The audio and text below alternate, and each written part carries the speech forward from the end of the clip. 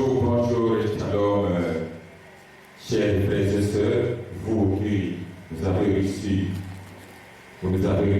depuis votre demeure et votre maison. Que Dieu vous bénisse.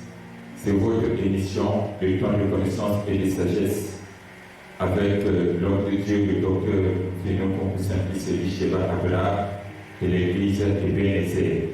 Et encore, c'est une opportunité que Dieu nous donne de se retrouver dans votre maison pour pouvoir partager avec vous la parole qui certainement vous fera du bien. Alors, nous allons prier avant d'écouter la parole de ce jour. Dieu, notre Père, c'est dans le nom du Fils béni de Dieu que nous prions, afin que ta parole sorte avec exactitude, qu'elle ouvre la compréhension pour ceux-là qui sont encore dans l'ignorance et qui ont des hommes d'ombre dans leur vie, et que cette parole communique la foi et la vie, qu'elle guérisse quelqu'un de sa maladie, qu'elle, ô Dieu, allège le fardeau de quelqu'un, au nom du Fils béni de Dieu, Jésus, notre Seigneur. Amen. Ok, vous savez, nous allons partager la parole parce que Dieu agit toujours derrière sa parole. N'est-ce pas que toute personne est à la recherche de solutions et à la recherche de bien-être pour mener une vie équilibrée? Plusieurs personnes ont tenté de déployer des efforts pour changer le taux de leur souffrance, mais en vain, les conditions peuvent toujours changer. Vous savez, beaucoup de gens ont dégoûté la vie. Ils ont dégoûté la vie chrétienne parce qu'ils vivent le contraire de ce qu'on leur avait prêché. Soit les hommes et les femmes qui avaient été mal évangélisés, qui ont été mal enseignés, on leur avait dit de venir à Jésus. Quand vous venez à Jésus, vous aurez tout en un instant. Ils pensaient que la vie chrétienne est une vie de facilité, est une vie quand tu viens, tout est à la rue. Quand tu viens, tu reçois toutes tes attentes. Alors c'est ce qu'ils pensaient. Ils ont multiplié les prières et les jeux pour changer le cours de l'histoire de leur vie, mais sans succès. Ils ont fixé même à Dieu le délai de réalisation de leurs attentes, mais aucune provision du ciel n'a été à leur disposition. Et par conséquent, ils ont écouté la vie chrétienne. Ils ont décidé de chercher la solution ailleurs, dans les fétiches, dans les pratiques occultes, parce que ce qu'ils s'attendaient et de manière quand leur avait prêché la parole en Jésus, vous avez tout en un instant, les choses ne sont pas réalisées comme telles, et en ce moment-là, ils ont dégoûté la vie chrétienne et ont fini par chercher la solution ailleurs, dans les pratiques occultes. Et ils ignoraient que Dieu agit en son temps, et qu'il n'a pas besoin que quelqu'un d'autre lui mette sous pression, parce que Dieu est souverain. Et si vous avez aujourd'hui une telle conception de cette catégorie de chrétiens, je prie que Dieu vous ouvre les yeux de l'intelligence, que Dieu vous ouvre la compréhension pour assimiler le message d'aujourd'hui avec exactitude.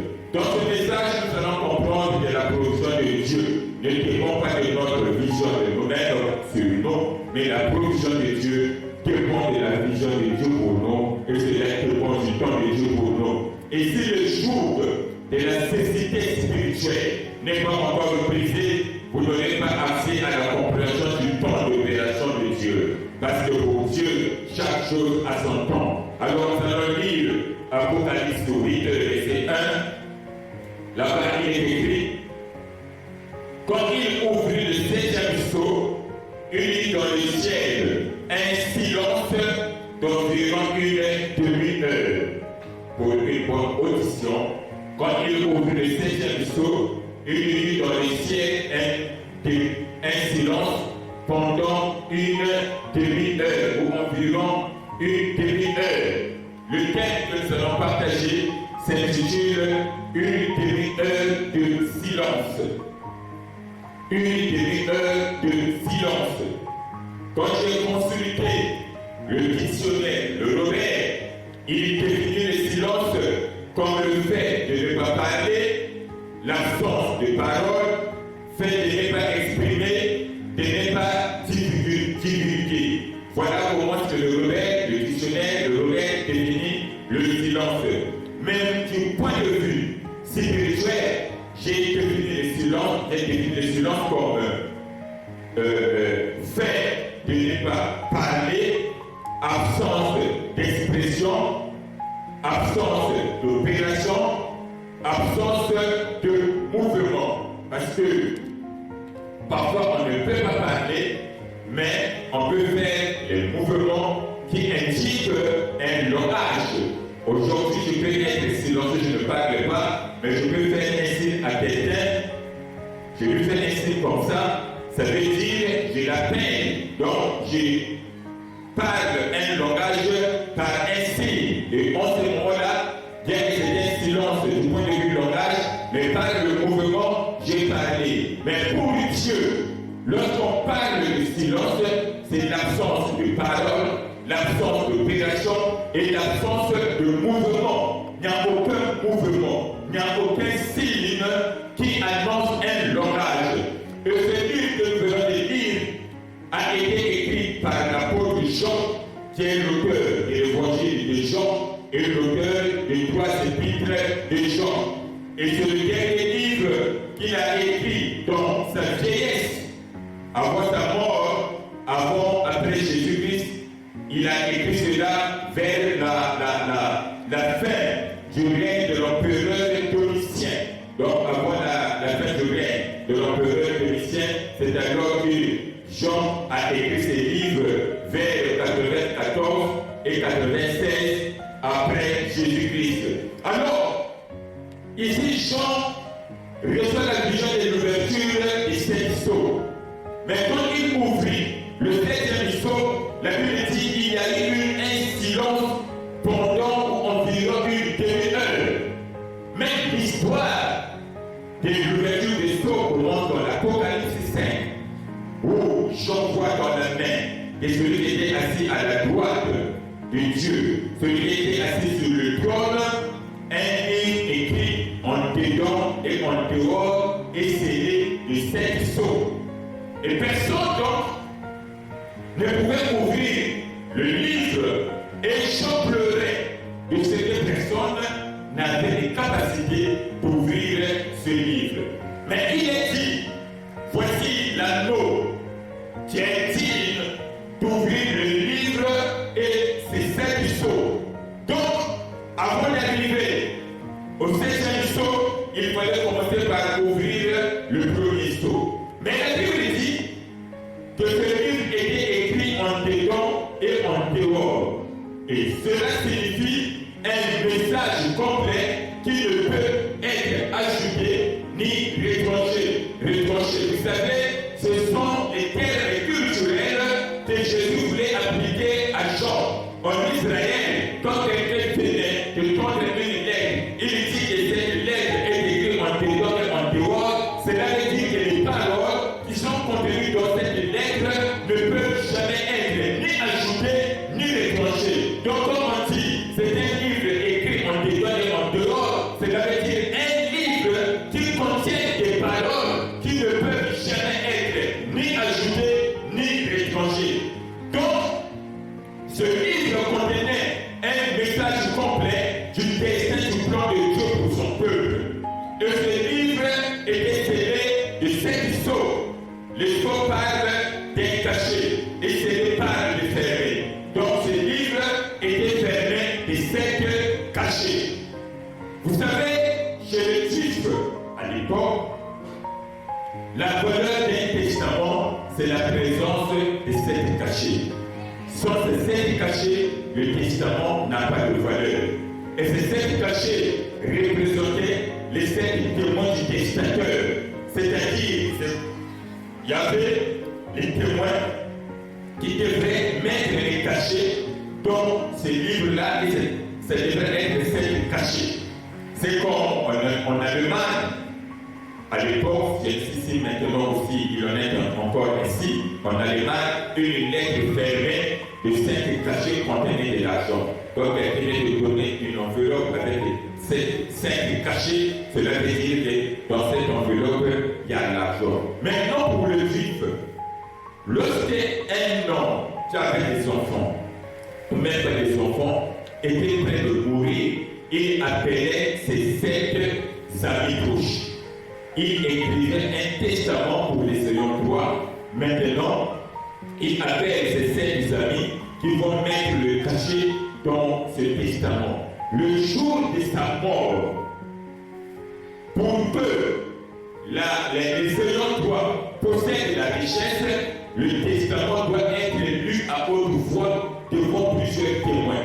Mais pour que le testament soit lu, il faudrait qu'il y ait quelqu'un qui avait mis le cachet dans ce testament-là. Ce n'est que lui qui avait le pouvoir de lire ce testament pour que les ayants droit puissent en bénéficier. Maintenant, s'il n'y a aucun témoin de ces 7 sceaux qui avait mis son cachet dans ce testament, le testament ne sera pas lu. Et en ce moment-là, les ayants droit ne pourront jamais posséder l'héritage et l'héritage sera perdu. Et c'est comme ça dans le domaine culturel en Israël. Et lorsque Dieu parle à Jean, il tenait compte de leur culture. Il savait, selon la culture juive, le Jean va mieux comprendre le message. Donc il est passé par la culture pour lui transmettre un message. Il savait de la façon dont je présente les choses, Jean pourra mieux les comprendre parce qu'il connaît sa culture.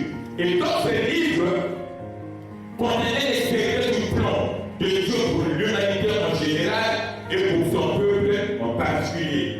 Mais, pour que ce livre soit connu, pour que ces secrets qui sont dans ce livre soient connus, ce livre devrait être lu à haute voix au milieu de plusieurs témoins. Et celui qui avait la capacité, qui avait le pouvoir de lire ce testament, ce n'est pas n'importe qui, mais c'est quelqu'un des amis du testateur qui avait mis son cachet dans ce testament. Alors, la Bible dit, quand il ouvrit le 7e, quand il ouvrit le livre était serré en dehors et en dehors, et il n'y a personne qui pouvait le lire. Et moi, je pleurais de ce que personne ne pouvait lire ce livre.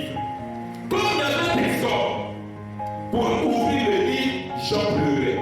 Pourquoi Jean pleurait? Parce qu'il savait que s'il n'y a pas de témoin qui peut ouvrir les livres et les lire à haute voix, l'héritage qui nous est destiné, qui est écrit dans ce livre, ne sera jamais connu et l'héritage sera perdu pour les bénéficiaires. Voilà pourquoi il pleurait. Parce qu'en Israël, lorsque les testateurs étaient morts et les ayants droit attendaient de recevoir la possession de l'héritage, mais s'il n'y a aucun témoin qui avait mis son cachet dans ce testament, le testament ne sera pas lu et l'héritage sera perdu. En ce moment-là, les héritiers pleuraient parce que l'héritage était perdu. Donc, Jean savait que ce livre contient les secrets du plan de Dieu pour son peuple et les secrets du royaume futur.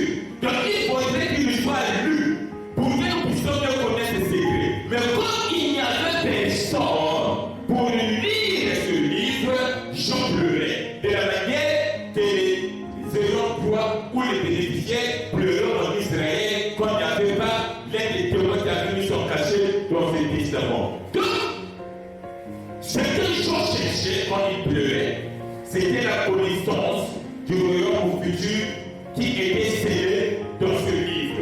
Voilà pourquoi il pleurait et il voulait qu'il y ait quelqu'un qui devrait lire cela pour connaître ses secrets et que nous puissions posséder cet héritage.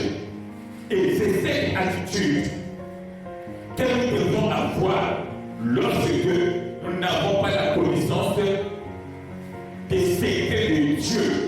Pour nous, les enfants de Dieu, contenus dans ce livre est la Bible. Parce que Jean voulait avoir la connaissance, voilà pourquoi il pleurait. Mais pour que cette connaissance soit acquise, il a fallu quelqu'un qui devrait lire ce testament. C'est l'attitude que nous devons avoir lorsque nous ne comprenons pas les promesses qui sont les nôtres, qui sont contenues dans ce testament. Comme nous n'avons pas la connaissance de cela, on doit pleurer, on doit gémir. Parce que notre destinée dépend des secrets que Dieu a révélés dans ce livre que nous appelons le Testament, Nouveau et l'Ancien Testament.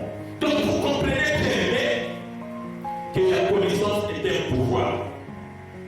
Lorsque vous avez la connaissance de la solution sur un domaine qui constitue votre problème, vous devenez maître de ce problème.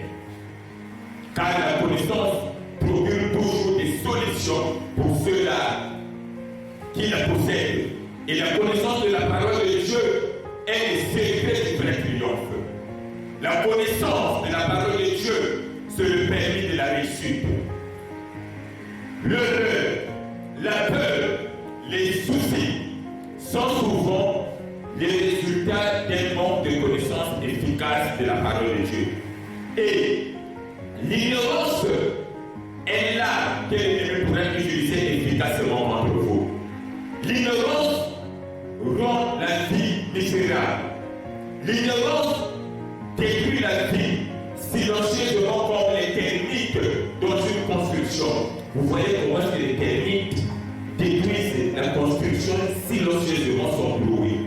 C'est le même travail que l'ignorance fait dans quelqu'un qui la possède. Ça lui détruit silencieusement sans bruit, sans qu'il ne se rende compte. Mais la connaissance vous fait briller au milieu des ténèbres. Et le domaine où vous êtes ignorant, cherchez la connaissance. Mais pendant qu'il pleurait, parce qu'il n'y avait personne pour ouvrir les livres, la Bible dit que voici un anneau qui est Jésus, il est venu pour ouvrir les livres. Et quand il a ouvert les livres, il a commencé à lui révéler les secrets qui étaient dans ces cachets-là. Il a commencé par un cachet. Le cachet-là contenait une série de ces phénomènes. Il a révélé. Le premier cachet, il a ouvert, contenait aussi une série de ces phénomènes. Il a révélé.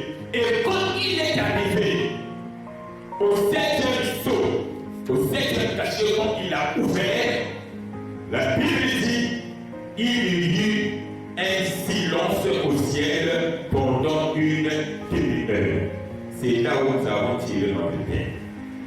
Bien que Dieu était là, bien que les anges étaient là, mais il y eut un silence au ciel pendant une demi-heure. Et amis, ce silence était dû à cause des événements terribles qui contenaient cet saut. Vous allez voir du premier jusqu'au sixième, il n'y avait eu aucun silence parce que les événements qui contenaient dans ces six sauts n'étaient pas plus terribles que les événements qui étaient dans ces sept sauts, dans ce septième saut. Donc le septième saut contenait des événements plus terribles que les événements de ces six sauts précédents. Voilà pourquoi il y a eu un silence, c'est-à-dire le ciel était comme épété, était comme étonné de voir ces événements en disant qui pourra vivre, qui pourra résister. À cause de ces événements difficiles, il y a eu un silence au ciel, même Jésus n'a pas pu parler pendant un silence, pendant une demi-heure. Il peut y arriver des terribles événements dans votre vie. Vous priez Dieu, mais tout a des silences. Et ces silences étaient pendant une demi-heure. Mais au ciel, il n'y a pas d'heure. Au ciel, il n'y a pas de minute. Au ciel, il n'y a pas de nuit. C'est la nuit qui détermine le jour. Mais il n'y a pas de nuit. C'est là tout simplement pour le dire. Il y avait un silence pendant un petit temps. Pendant un temps. Il y a des moments où nous sommes en difficulté. Nous avons des problèmes. Nous cherchons des papiers, nous avons déposé les dossiers pour que nous puissions envoyer les papiers. Nous avons déposé les demandes d'emploi sont ça et là. Nous sommes là, nous avons prié. Nous avons des situations difficiles. Nous cherchons et nous prions, mais Dieu garde le silence. Pour les gens, ce silence était pendant une demi-heure. Pour vous, je ne sais pas, ce silence, ça prendra combien de temps? Peut-être une heure, peut-être un mois, peut-être des années. Et très souvent, le silence de Dieu face aux difficultés d'un enfant de Dieu scandalise toujours. Lorsqu'un enfant de Dieu vit le moment de silence de Dieu, il est scandalisé. Job était scandalisé pendant son épidémie. il n'a pas pu supporter cela jusqu'à maudire le jour de sa naissance. Abraham a vécu un moment de silence pendant qu'il attendait la naissance d'Isaac, jusqu'à harceler Sarah de lui donner un enfant. Vous savez, si Sarah a eu le courage de dire à Abraham, va mettre au monde avec ma soeur, avec ma servante, c'est qu'Abraham en parlait tout. C'est une femme qui est dans la maison n'était pas au monde, dit à son mari d'aller mettre au monde ailleurs, c'est que son mari lui fait pression.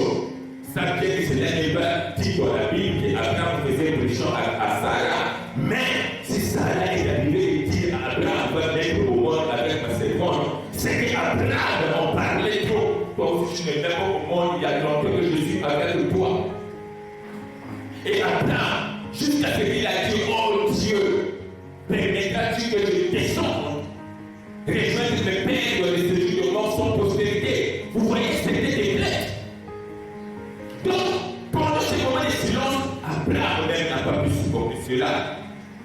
Bien qu'on dit qu'Abraham est le père de la foi, mais lorsque la Bible dit qu'Abraham est le père de la foi, le père de la foi n'est pas dans le sens de l'attente d'Isaac pendant 25 ans. Non, parce qu'il y a eu le moment où il a eu des doutes où il se plaignait. Comme on dit, Abraham est le père de la foi, parce qu'il était le premier à envisager le royaume de Dieu.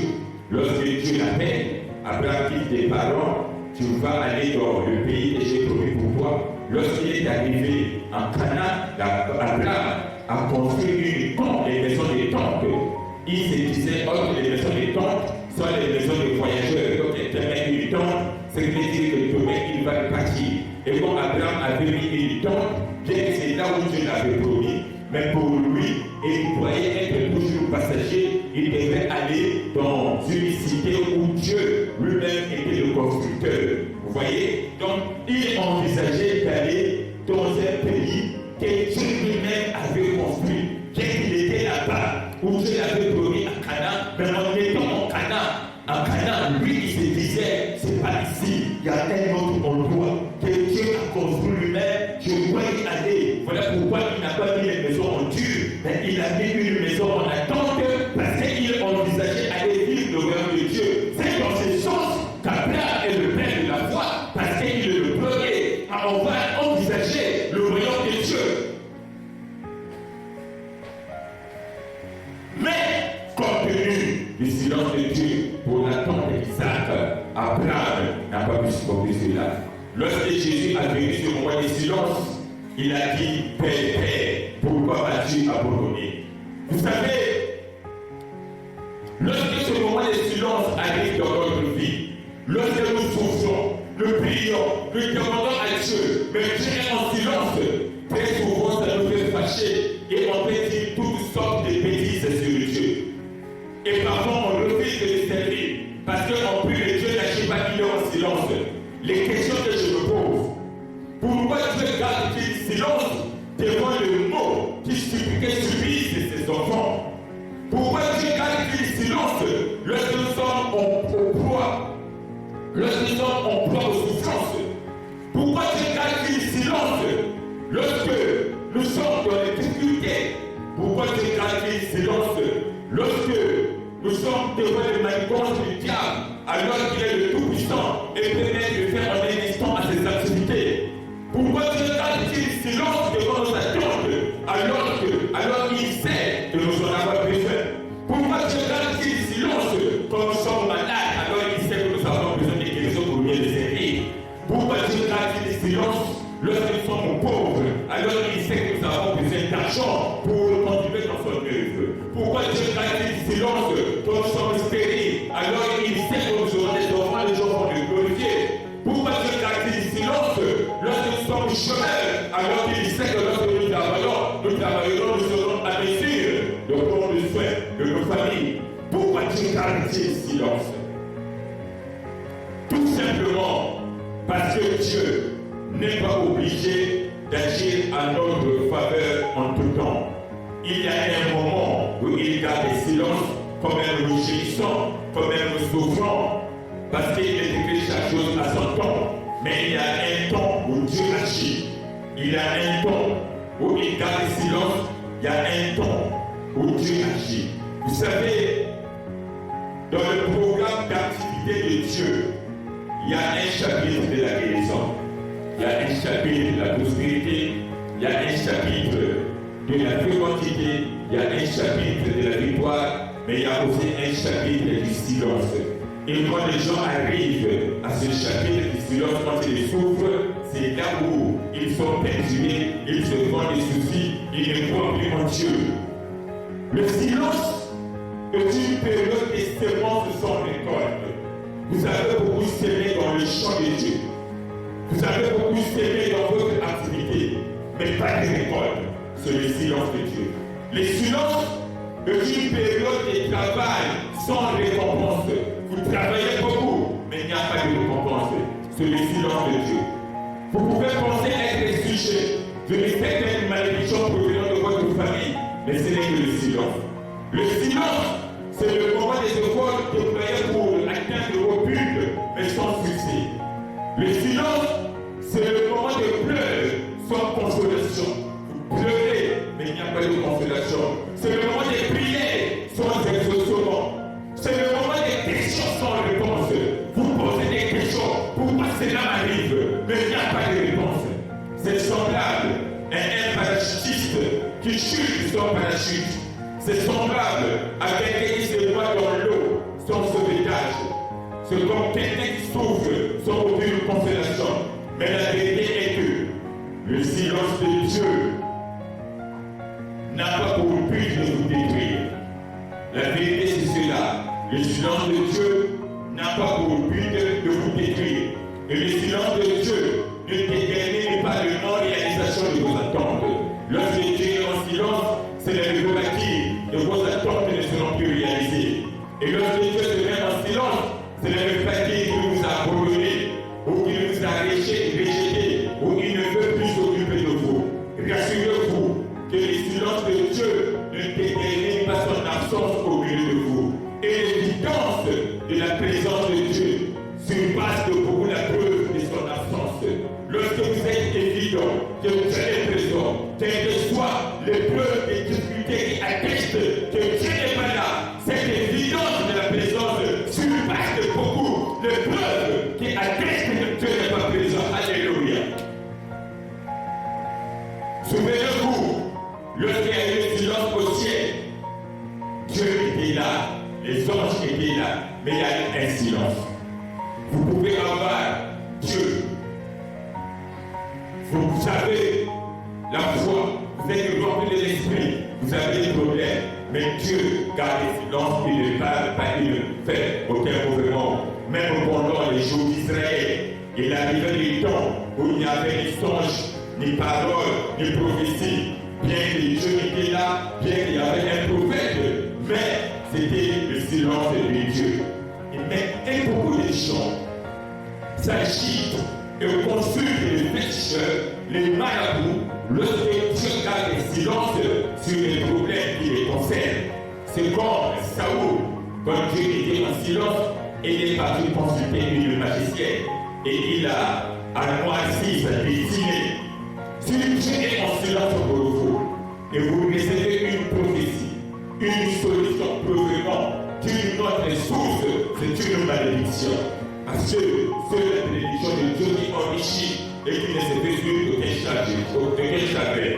Mais la vérité est que le silence de Dieu révèle la saison d'attente, de prière et de préparation. Lorsque Dieu est en silence, c'est le moment où nous devons attendre le coup de lui. Et c'est le moment que nous devons nous préparer pour recevoir cette grosse espoir, pour recevoir sa bénédiction. C'est le moment où nous devons nous préparer pour recevoir sa provision. Lorsque David était dans la forêt, Dieu était en silence, on ne parlait pas de lui. Mais c'était le moment de sa préparation en tirant le lion et le Goliath et le lion et l'ours pour pouvoir se préparer au grand jour où il devait tuer Goliath. Donc pendant que Dieu était en silence dans la forêt, David s'est préparé pour le grand combat en tuant le lion et l'ours. Joseph dans la prison, Dieu était en silence, mais il s'est préparé pour gérer d'abord ces deux personnes parce qu'il était le dirigeant, le chef de ces deux prisonniers. Donc pendant que Dieu était en silence,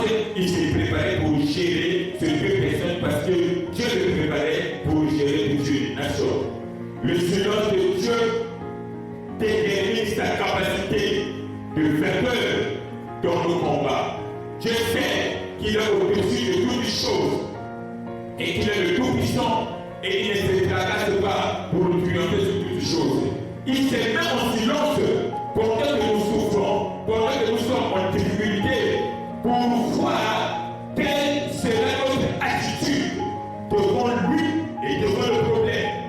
Il veut voir si nous continuerons toujours à avoir confiance en lui, malgré qu'il est en silence.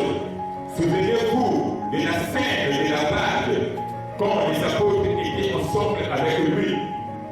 Le vent soufflait, les apôtres s'agitaient, mais Jésus gardait silence et il dormait. C'était un silence, c'était un test pour connaître le niveau de leur foi et pour eux-mêmes aussi soient conscients du niveau de leur foi. Donc pendant que le vent soufflait, Jésus dormait. C'était un problème pénible, mais Jésus dormait. C'était un test pour qu'ils connaissent le niveau de leur foi et pour qu'eux-mêmes également prennent conscience du niveau de leur foi. Vous savez, il y a des gens qui ont une autre opinion de soi-même sur la foi. Ils pensent qu'ils ont une bonne foi, mais Dieu les met en test pour mieux être conscient de leur foi par les épreuves, par les problèmes, comme ils gardent le silence. Jésus savait sa capacité de faire peur, et quand il s'est élevé, il a menacé le vent, il y a eu le calme. Donc, le silence de Dieu fait partie de ses méthodes, des stratégies dans le combat et dans la délivrance. Voilà pourquoi lorsque Jésus avait été maltraité, quand il était injurié, on le frappait. Dieu n'a pas agi, mais c'était un silence pour l'emporter la victoire. Et quand il est monté à la croix, il a triomphé sur les statues qu'il voyait, le Père qu'il voyait l'emporter sur lui, et il a dit Père, tout est accompli. Donc le silence de Dieu dans notre problème, c'est une méthode et ses stratégies dans le combat afin de nous faire triompher. Voilà pourquoi lorsque Job a compris le silence de Dieu, il dit, je sais comment le docteur est vivant. Quand même il est en silence, il se révélera le dernier pour moi. Amis, vous devez connaître le moment des silences de Dieu. C'est là où vous prospérez en beaucoup de choses. Reconnaître le silence de Dieu vous rend stable devant les difficultés et vous rend fort devant l'ennemi. Parce que malgré les difficultés, vous comprenez que ce n'est que le silence de Dieu. Vous êtes fort. Et devant l'ennemi, vous êtes fort. Lorsque Jéphthé était rejeté, Dieu était en silence. Mais Jéphthé s'est préparé pour devenir encore plus grand. La Bible dit, il est devenu plus grand quand même, il vivait au milieu des gens derrière. Et lorsque on a appelé en Israël, son temps était venu, on lui a conféré la chefferie. Pendant que Dieu est en silence, c'est le moment où vous devez devenir fort dans la prière. Vous devez devenir fort dans la foi. Vous devez devenir fort dans la réflexion. Parce que de la réflexion, on découle toutes les possibilités de solutions. Donc, reconnaître le silence de Dieu détruira en vous toute racine d'amertume, libérera à la place un enthousiasme extraordinaire devant toutes les difficultés. Même si vous souffrez, même si vous avez des problèmes, comme vous allez le connaître, c'est le silence de Dieu. Vous aurez toujours de l'enthousiasme et vous n'allez pas être déçus. Reconnaître le silence de Dieu va sécher vos larmes, va alléger vos fardeaux et leur donner la joie au milieu des souffrances sur votre visage. Donc votre visage sera toujours rayonnant. Quand même vous avez des difficultés, les gens ne comprendront jamais comment quelqu'un qui vit des problèmes, il est toujours rayonnant. Parce qu'il sait que malgré le problème, Dieu est en silence, avec le silence de Dieu, et la joie va gagner son cœur. Paul et Silas dans la prison reconnaissaient le silence de Dieu. Voilà pourquoi, comme dans la prison, ils étaient dans la joie pour chanter les cantiques. Reconnaître le silence de Dieu crée en vous un contentement intérieur que rien d'autre ne peut vous procurer. Donc vous serez content intérieurement. Vous saurez que Dieu est en silence. Je dois me contenter seulement des promesses de Dieu. C'est une carte de maîtresse qui explique que Dieu est créé des bénédictions pour la vie en votre faveur. Reconnaître le silence de Dieu peut vous faire passer du jour au lendemain, de l'obscurité à la lumière, de l'obscurité à la renommée. Reconnaître le silence de Dieu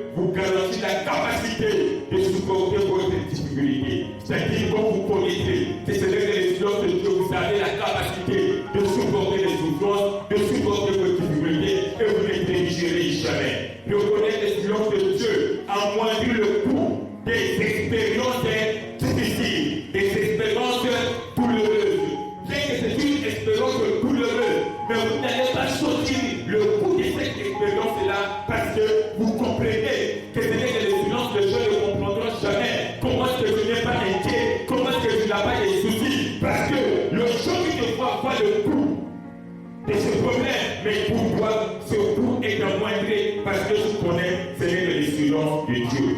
Mais comment le connaître le silence de Dieu? Il n'est pas dit que lorsque Dieu n'agit pas dans votre vie, ce n'est que le silence de Dieu. Mais attention, parfois ce n'est pas le silence de Dieu. Il faut faire d'abord l'examen de soi. Regardez votre conscience. Si vous êtes dans le péché, c'est que c'est vous, votre péché qui a provoqué le silence de Dieu. Il faut abandonner ce péché pour que Dieu continue de travailler avec vous. Mais quand vous êtes conscient que vous n'êtes pas dans le péché et vous faites mieux les choses, mais rien ne se fait, comprenez que ce n'est que le silence de Dieu. Et Dieu agira et ne vous condamnez jamais. Ami, Dieu est celui qui te connaît mieux que toi-même. Celui qui connaît ce qu'il te faut au moment opportun. Tu n'as pas à être pressé, mais tu dois attendre le moment de Dieu. Et il sait à quel moment cela t'est nécessaire. Et toute une démarche pour se procurer des têtes et d'une moindre source est un double jeu pour Dieu et c'est un péché. Mais je voudrais te rassurer aujourd'hui, Dieu ne continuera pas à garder silence. Parce que dans Apocalypse 8, le verset 1, le silence n'était que pour une demi-heure. Après cela, Dieu a commencé à parler. Quand Dieu va commencer à parler pour toi, tu auras une nouvelle vision de toi-même. Lorsque Dieu va commencer à parler, tes semences te donneront des récoltes. Lorsque Dieu va commencer à parler, ton travail te procurera de bien-être. L'implication de tes efforts te donnera des résultats. Tes questions trouveront des réponses. Comme même auparavant, il était sans réponse. C'est le temps où Dieu verra sauter les verrous des portes de votre prison pour toujours. Il verra en ce moment-là jaillir de votre vie des milliers, des miracles instantanés. Il vous garantira des changements spectaculaires et vous épargnera des milieux des tragédies. Après le silence de Dieu, Job a reçu le tour de ce qu'il avait perdu. Après le silence de Dieu, Abraham a reçu Isaac. Après le silence de Dieu, tous les ennemis de Jésus qui les maltraitaient sont revenus se marcher. Après le silence de Dieu, quelque chose se passera dans ta vie. Et la faveur de Dieu sera sur toi. Et en ce moment-là, l'ennemi, le diable, l'ennemi, le sorcier n'aura aucun mot au chapitre de ta vie. Et tout ce qui arrive se transformera en un jardin d'abondance. Tu deviendras maintenant une terre fertile où les choses iront de l'avant, où les choses marcheront. Lorsque vous allez lire dans Genèse, un après-midi, il lit un soir, il lit un matin. Non, c'est pas normal. On devrait dire, il lit un matin, il lit un soir, parce que c'est le matin qui précède le soir. Mais dans Genèse, on dit, il lit un soir, il lit un matin. Tout simplement pour dire, dans la vie d'un homme, il y a d'abord le soir qui précède, il y a d'abord le matin qui précède, il y a d'abord la pauvreté qui précède, il y a le célibat qui précède, il y a le chômage qui précède. Après ce soir-là, viendra sur vous la journée, viendra sur vous le jour. Voilà pourquoi on commence dans Genèse de dire une lit un soir, une lit un matin, au lieu de commencer de dire une lit un matin, une lit un soir, parce que dans la vie d'un homme, c'est le soir qui commence. Et si aujourd'hui, vous vivez votre période de soir, ne vous inquiétez pas, parce que l'autre côté du jour arrivera, et que notre jour arrivera, la lumière apparaîtra. C'est comme la pièce d'argent, il y a toujours deux côtés. Si l'un des côtés existe, c'est que l'autre aussi existe. Vous ne pouvez pas séparer l'un côté de l'autre. C'est comme vous aussi, on ne peut pas séparer votre jour, votre nuit de votre jour. Ça arrivera. Amis, l'heure de la vérité pour vous a sonné. Vous qui l'entendez dans les problèmes, dans les difficultés, parce que Dieu était en silence. Sachez-le que Dieu est souverain. Et il n'a pas besoin qu'on lui presse. Il n'a pas besoin qu'on lui fixe le temps de la résolution de nos problèmes. Il n'a pas le temps de nous fixer. Il n'a pas besoin que nous lui fixons le temps de solution à nos problèmes. Ce qu'il faut connaître, c'est de savoir le temps de silence de Dieu pour que vous ne soyez pas acharnés, pour que vous ne soyez pas déçus, pour que vous ne soyez pas dans les pleurs, dans les soucis. Lorsque Dieu gardera silence. Et c'est votre devoir de connaître le silence de Dieu. Pourquoi? Parce que pour Dieu, chaque chose a son temps. Il y a un temps où Dieu garde silence, il y a un temps où il agit. Et si vous comprenez cela, je vous rassure, toute frustration sera transformée en célébration et votre vie connaîtra le succès parce qu'avec Jésus, la route n'est jamais fermée. Que Dieu vous bénisse. Je vais donc prier pour ceux qui ont reçu ce message. Peut-être que vous passez un moment de silence où vous avez fait toutes les formes de prière et que Dieu n'a pas agi. Vous pensez être sous la malédiction. Vous pensez que Dieu vous a rejeté. Vous cherchez des papiers, vous avez déposé des morts d'employants pour octroyer des papiers. Vous avez déposé des demandes en cours d'emploi, mais rien ne se fait. Vous avez prié pour vous marier, vous avez prié pour vous mettre au monde, mais jusqu'à là sans succès.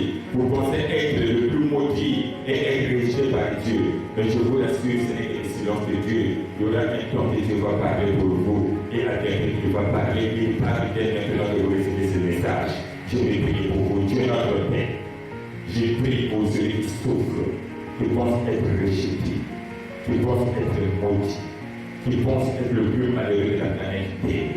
J'ai prié afin que toi qui s'est mis en silence pendant longtemps dans sa vie, que tu continues, tu commences à parler, afin de changer l'histoire de sa vie, afin de changer le cours de l'histoire de sa vie, afin que toute chose se transforme en bonheur. Oh Dieu, que le mandat qui m'a écouté maintenant soit guéri. Laisse que le célibataire, oh Dieu, se marie. Celui qui est dans la confusion retrouve la vie. Celui qui est mort retrouve la vie. Celui qui est malade soit guéri. Bénis ta parole. Au nom de Christ et Père de Dieu, Jésus notre Seigneur. Amen.